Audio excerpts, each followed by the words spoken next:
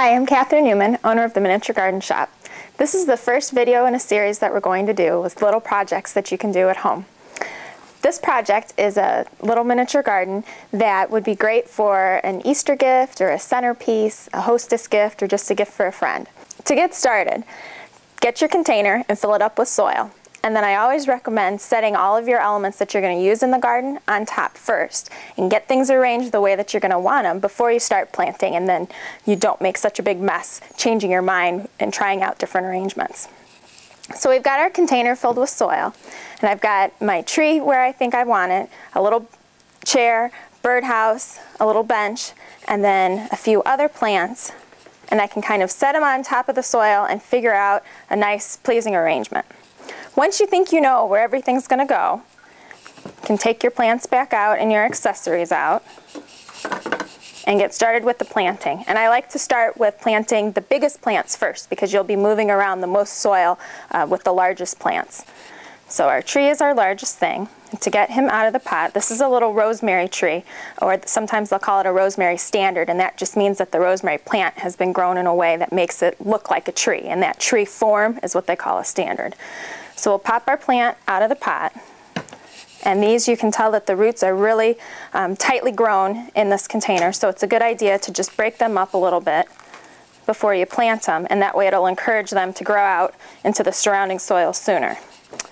And then to plant your rosemary, or any of your plants, you want to first make a hole. You never want to just cram the plants into the soil because too much compaction will make it harder for your plants to grow. So you always make a hole, do a little excavation, and then set your plant in, and you want to have it planted at a final depth that's about the same as what it's already growing at. So I've got this little guy planted. Just firm up the soil a little bit around it to keep it in place. We knew that guy's going there. Next plant will be this little Erodium Flora Plano. Pop it out of the pot. I always squeeze the pot a little bit to help it slide out easier. This has got a lot of roots too, so we're just going to break that up a little bit. Dig our hole again.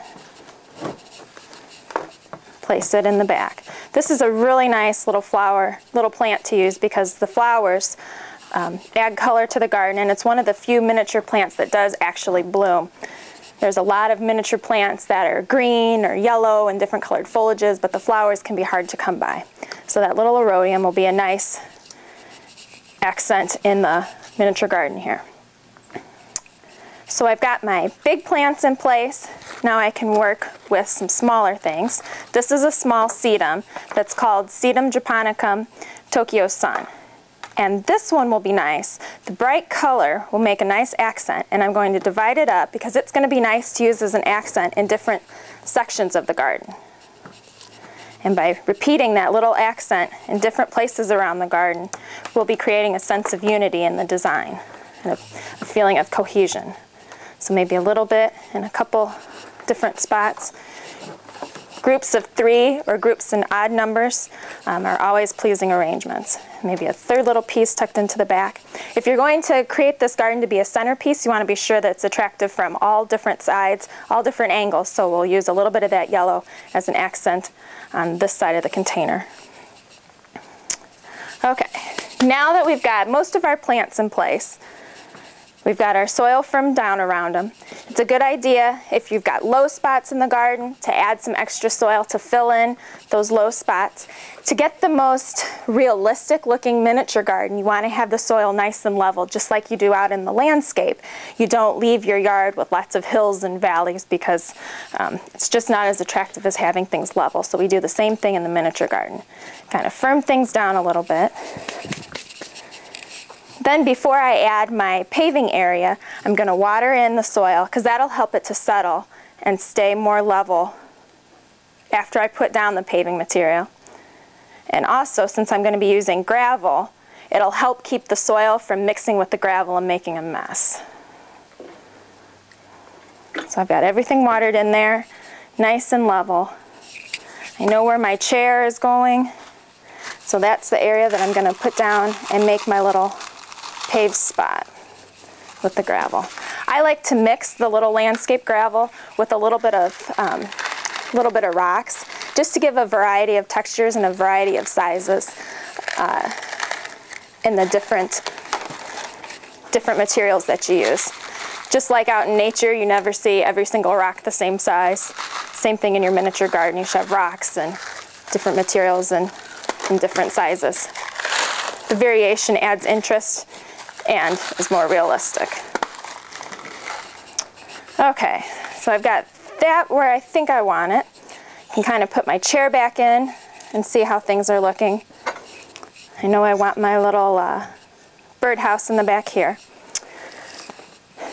One last plant that I like to add, and I waited till the very end to add it as an accent to see just where the best place could be to use it.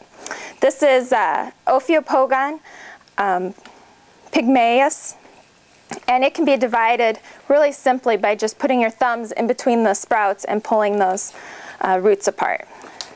So then I can kind of tuck this in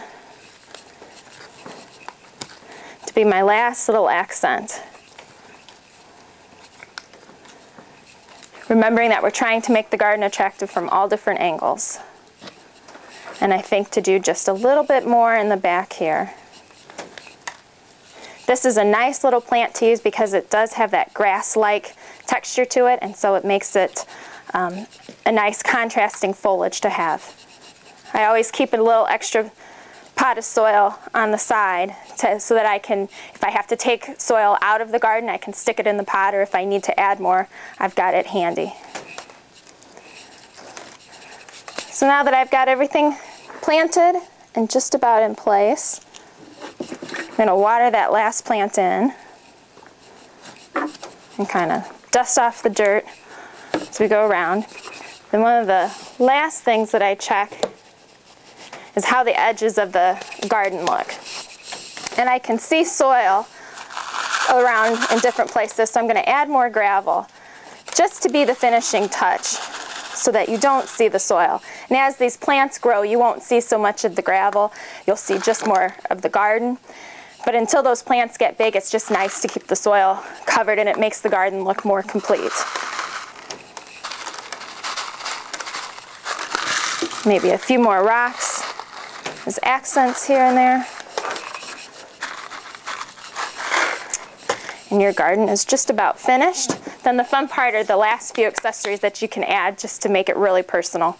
So you could add like a little watering can, or maybe a little hat. We can call that an Easter bonnet. You could add a little pink ribbon around it and really make it a little Easter bonnet. To decorate the other side of the garden, maybe a pair of hot pink bunnies. Stick those in there. Maybe a couple of terracotta pots strewn about so that the garden really looks lived in.